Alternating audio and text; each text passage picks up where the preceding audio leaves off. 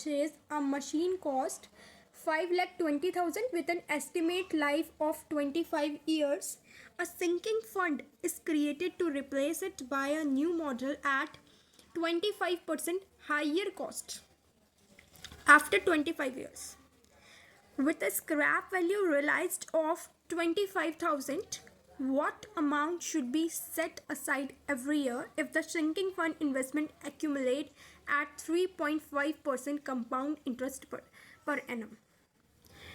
तो simple language में अगर हमने एक मशीन जो कि जिसकी कीमत थी 5,20,000 रुपये और जिसकी हमने एस्टिमेट लाइफ निकाली थी जो 25 साल तक चलने वाली थी, ठीक है, उसके लिए एक सिंकिंग फंड क्रिएट करा ताकि इस मशीन को हम रिप्लेस कर सके एक न्यू मॉडल की मशीन से जो कि 25% इससे ज़्यादा प्राइस की थी, ठीक है, और 25 साल बाद उसे खरीदने वाले थे, ठीक है। तो इसकी हमने देखी अगर ये 5,20,000 रुपये की इसकी कॉस्ट है और इसे हम 25 साल बेचें तो हमें 25,000 रुपये मिल जाएंगे अगर हम इसे 25 साल बेचें। तो यानी कि इसकी जो कॉस्ट होगी वो कितनी हो जाएगी, जो नेट कॉस्ट होगी 5,20,000 में से 25,000 हम कटा देंगे, यानी नेट कॉस्ट इसकी इतनी होगी। और हमें जो नई मशीन अगर हम 25 साल बाद खरीदे तो वो हमें 25% ज़्यादा कॉस्ट की मिलेगी इस पुरानी वाली मशीन के, ठीक है। तो हमें एक जो इंटरेस्ट है वो 3.5% अगर इन्वेस्टमेंट पे मिल रहा है, अगर हम एक सिंकिंग फंड बना रहे हैं इस इन्वेस्टमेंट का, तो चलो देखते हैं अब इसमें हमें करना क्या है। तो कितना अमाउंट हम बनाएं, कितने अमाउंट का हमें बनाना है, what amount should be set aside, तो वो हमें निकालना है। इसमें हमें अमाउंट निकालना है। चलो देख लेते हैं कि कॉस्ट क्या है मशीनरी की। कॉस्ट ऑफ न्यू मशीन,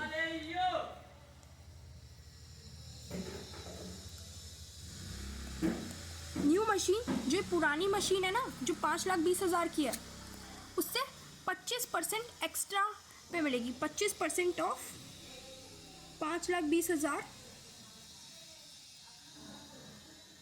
के 25% से ज़्यादा की वैल्यू की नई मशीन हमें मिलेगी इन फ्यूचर 25 साल बाद। तो यानी 25% ऑफ 5,20,000,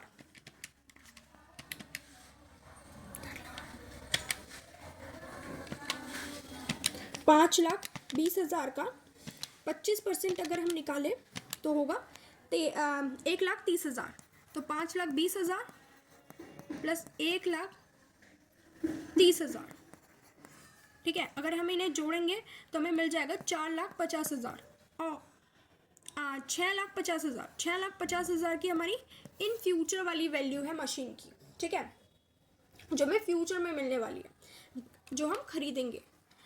और हमें इस मशीन जो पुरानी मशीन है उसकी स्क्रैप वैल्यू मिल जाएगी 25,000 रुपये आफ्टर 25 ईयर्स। 25 ईयर के बाद 25,000 रुपये में इसके मिल जाएंगे। तो स्क्रैप वैल्यू मिल जाएगी हमें 25,000 की।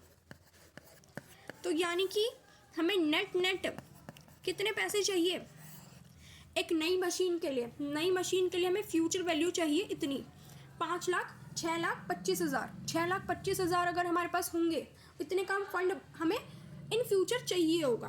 तो अब इतने का हमें फंड चाहिए होगा अब, और इंटरेस्ट दे दिया हमें जो कि दिया है 3.5% का, यानी आय आ जाएगा डेसिमल में कितना 0.035, ठीक है। एंड और टाइम भी दे दिया 25 साल। और हमें अब बताना है कि हम कितना अमाउंट हर साल सेट असाइड करें, एवरी ईयर कितना अमाउंट रखें, यानी एन्यूटी का हमें अमाउंट अब निकालना है। चलो देखते हैं फिर एन्यूटी का अमाउंट कैसे निकालते हैं। एन्यूटी हमें फाइंड करनी है। तो as you all know future value of annuity regular, इसका फॉर्मूला क्या होता था, principal into 1 + I/Nocp raised to the power t into Nocp minus 1 divided by I/Nocp। Okay, अभी हमें future value of annuity regular पता है 6,25,000। प्रिंसिपल ये annuity निकालना है हमें, एन्यूटी का अमाउंट कितना होगा, ठीक है। तो एन्यूटी निकालना है, ये हम क्या कर देंगे अब क्रॉस मल्टीप्लाई करके इसके एन्यूटी निकालना है, ये यहाँ पे मल्टीप्लाई में है, इधर आके डिवाइड में हो जाएगा। तो हमारा एन्यूटी की वैल्यू आ जाएगी, future value of annuity is 6,25,000 divided by this, और इसे हम डिवाइड करेंगे तो 1 प्लस आई कितना था हमारा 0.035 बाय नॉक पी इज 1, क्योंकि हम हर साल करेंगे। Raise to the power T into नॉक पी 25 साल के लिए करेंगे, डिवाइडेड बाय आई बाय नॉक पी विच इज़ 1। तो अब इसे हम कैलसी पे सॉल्व कर लेंगे और हमारा आंसर आ जाएगा। पहले मैं न्यूमरेटर का ये करूँगी सॉल्व, 0.035 डिवाइड 1, इसे मेमोरी में डाल दिया, 0.035 डिवाइड बाय 1 प्लस 1, और रेज टू द पावर 25 है तो 25 की पावर निकालेंगे इंटू 1 2 3 4 इंटू 1 2 3 4 एंड माइनस का 1, ठीक है, डिवाइड कर देंगे मेमोरी से, एंड ये जो आई है इसे मेमोरी में स्टोर कर देंगे, ठीक है। एंड जो भी हमारा ये डिनोमिनेटर सॉल्व हो गया है, अब इसे डिवाइड कर देंगे किससे, 6,25,000 से, 6,25,000 डिवाइडेड बाय मेमोरी, और हमें मिल जाएगा हमारा जो एन्यूटी का अमाउंट है वो कितना मिल जाएगा, 1,16,046.27। ओके, देख सकते हैं आप, और यही हमारा क्या है, करेक्ट आंसर है। और अगर हम ऑप्शंस को देखें तो ऑप्शंस में इसके आसपास हमें सिर्फ और सिर्फ ये दिख रहा है 16,050, तो यही सी इसका क्या होगा, करेक्ट आंसर होगा।